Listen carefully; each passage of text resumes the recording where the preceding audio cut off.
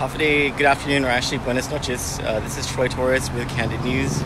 I'm live from the District Court of Guam in Anigua, where the trial of Raymond Martinez and Juanita Moser is underway. As a matter of fact, the prosecution rested its case around, I want to say 3:51 p.m., and the defense has just rested its case just a few minutes ago. There are some developments in this case, and I want to keep it real for our viewers and explain what has happened in just the past hour in the courtroom and why the defense only had about 1 hour to present its case. And for everyone to keep in mind that in American jurisprudence, the burden of proof is supposed to be on the prosecution to prove without a reasonable doubt that the defendants are guilty. So the jury has not begun deliberations yet, and that will happen on Monday, but it will happen on Monday because the defense fought for the jury to be given their religious freedom, as some of the jurors did ask for the observance of All Souls Day, which is tomorrow, which is Catholic tradition in this Catholic island. Fortunately, the judge agreed, but not before Mr. Black objected to the religious freedom of the people of Guam, because he's not Catholic. So, as you can see, I'm a little perturbed at the events of today, and let me explain why.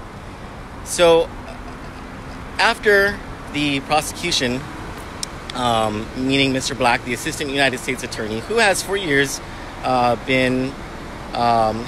chosen and picked which trials he has wanted to prosecute and which people he has wanted to prosecute, including his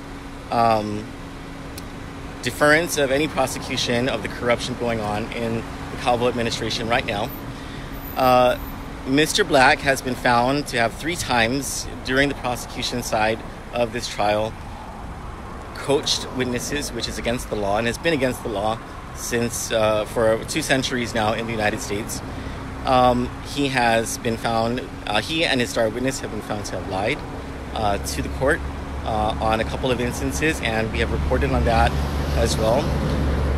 But now, what has brought me to keep it real in this live cast of the trial of Raymond Martinez and Juanita Moser is on the entrance of a expert witness for the defense. His name is Teddy Estrelado. Mr. Estrelado is the chief IT architect for Docomo Pacific, and he is an expert in GPS tracking. I believe that stands for Global Positioning Systems or something like that.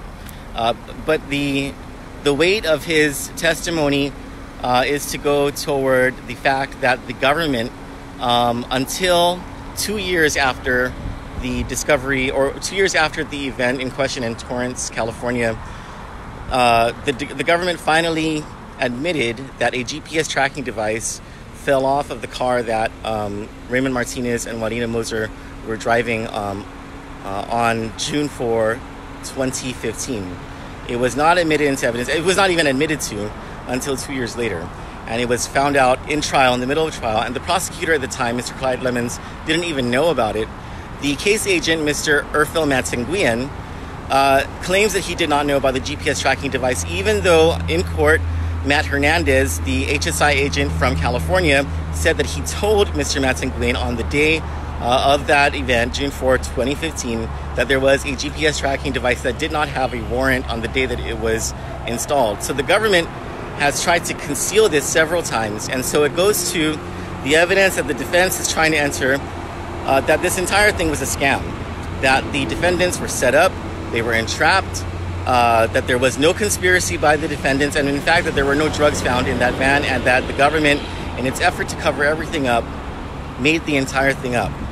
Now, Mr. Estrelado's testimony was important not just to prove that the GPS tracking device was being used and that the government agents did know that it was there, but also because of the testimony by Ryan Schmitz.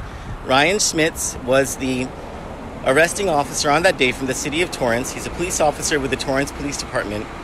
And Ryan Schmitz said that he pulled over Mr. Martinez and Ms. Moser because that they were speeding in a 45 mile per hour zone, and he clocked it at 51 miles per hour based on bumper tracking or something. I can't remember the term that was used. But Mr. Estrelado in the previous trial testified that based on mathematics, just simple mathematics, there was no way, based on the GPS tracking data that he had interpreted, and mind you, he's an expert in GPS tracking, that there was no way mathematically that Mr. Martinez had gone anywhere over, I believe it was 31 miles per hour in that zone. And so Ryan Smits was found to have been lying. Now, in this trial, just today, Mr. Black objected to Mr. Estrelado being admitted as a witness, and he said that, and so when everything came back from the sidebar that the court had with the attorneys, Mr. Estrelado was not allowed to testify about the speed that the car was going, and that wasn't admitted into evidence today, and which is just bullshit, because it was admitted into evidence in the previous trial, in the first trial, and that was perhaps why the jury was hung in the very first trial. So the fact that that the jury had no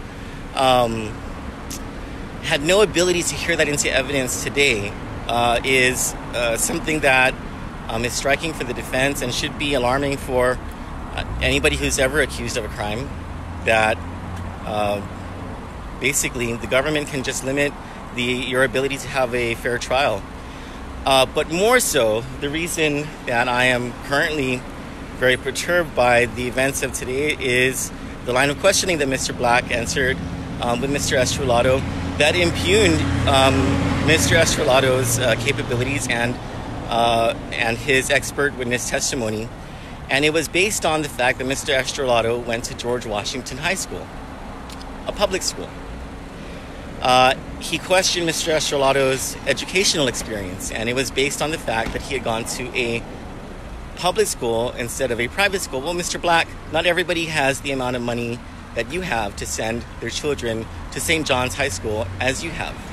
And I would answer that Mr. Estrelado, in his capacity as the chief IT architect at Docomo Pacific, and I've had my problems with Docomo Pacific in the past, but I know that they have provided products over and over and invented creative experiences for the people of Guam that have advanced the IT infrastructure of this island. So I would say that Mr. Estrelado has done more to advance and progress the people of Guam than you or any of your children have, even though they had the opportunity to go to St. John's High School instead of Mr. Estrelado's experience at George Washington.